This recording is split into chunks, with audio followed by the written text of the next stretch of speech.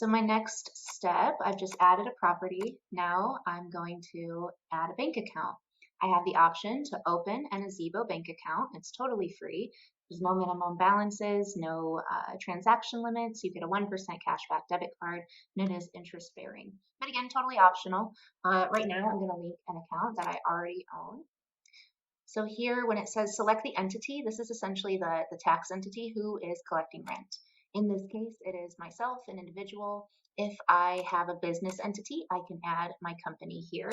So this is going to be the business name. So when I'm entering this information, this business name should match my tax documents exactly, along with the EIN.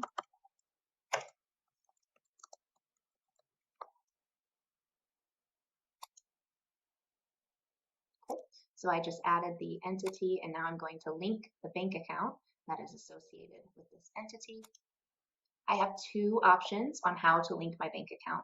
If I choose the instant direct linking, I will have access to my banking balance and transaction log for this account.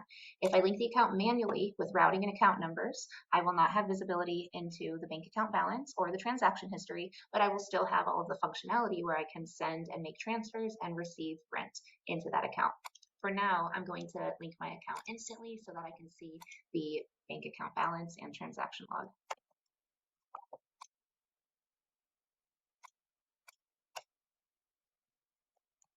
Typically, I will be asked to answer a multi-factor authentication question or get a text message to my phone. It looks like the US bank that I'm linking has this question as its multi-factor authentication. That's just making sure I own the account. After I complete that step, I'll be able to choose which account I want to link. If I have multiple bank accounts with US Bank, I will see them here. So I'm going to link my checking account.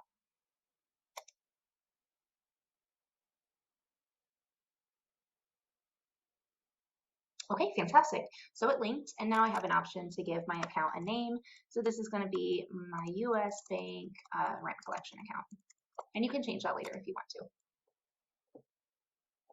Okay, so my next step is to assign this bank account to be the rent receiving account or deposit receiving account for the property that I've added.